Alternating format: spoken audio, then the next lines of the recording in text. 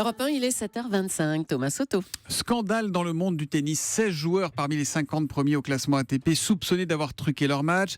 Ils auraient été signalés au comité d'éthique sans qu'aucune sanction ne soit prise. Bonjour Raphaël Antoven. Bonjour Thomas. C'est l'occasion pour vous de revenir sur la question de la triche dans le sport. Oui, alors la première chose à dire, c'est qu'on ne sait pas de qui il s'agit. Et que quand des noms vont sortir, ce qu'on peut espérer, les gens incriminés seront présumés innocents. Ça va mieux en le disant. Oui. En revanche, il n'est pas moins certain qu'il y a eu des matchs truqués, qu'il y en a et qu'il y en aura. Vous voulez dire que c'est inévitable ? Oui, et pour des raisons, je crois, qui tiennent à la nature même du sport et auxquelles le tennis ne fait pas exception. C'est-à-dire ?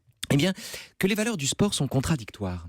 Le sport, c'est la fraternité, bien sûr. Mais enfin, c'est quand même la loi du plus fort. C'est le respect, mais c'est la bagarre. C'est l'égalité des droits, mais c'est la hiérarchie des pratiquants selon les capacités physiques. Enfin, et ça, c'est la contradiction centrale du sport. Le sport, c'est un accomplissement de soi qui en appelle au dépassement de soi. Autrement dit, c'est l'harmonie, mais c'est la performance. Et c'est ce dernier point qui est fondamental, je crois. Eh bien, parce que la performance a un prix, Thomas. Et un monde qui se satisfait de la performance finit immanquablement par brader la performance à l'étal du plus offrant. En vérité, le recouvrement de l'harmonie par la performance, qu'on peut dater historiquement, j'en parle pas maintenant, le recouvrement de l'harmonie par la performance a deux effets pervers. Le premier, c'est l'obligation de performance à tout prix, on appelle ça le dopage. Et le second, c'est la victoire du score sur la vertu.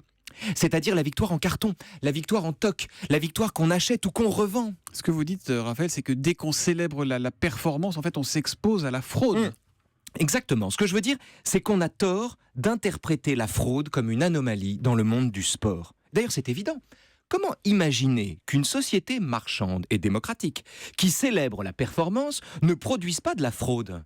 En démocratie, c'est-à-dire là où le dépassement de soi a remplacé l'accomplissement de soi, là où c'est le prix qui fixe la valeur, et où par conséquent l'enjeu l'emporte sur le jeu, la triche est inhérente au sport. La rareté, c'est l'honnêteté. L'anomalie, c'est le maintien de la vertu malgré sa mise à prix. Et la morale de l'info ? La morale de l'info, c'est une vieille une de Charlie Hebdo, dont je me suis souvenu en travaillant sur ce sujet.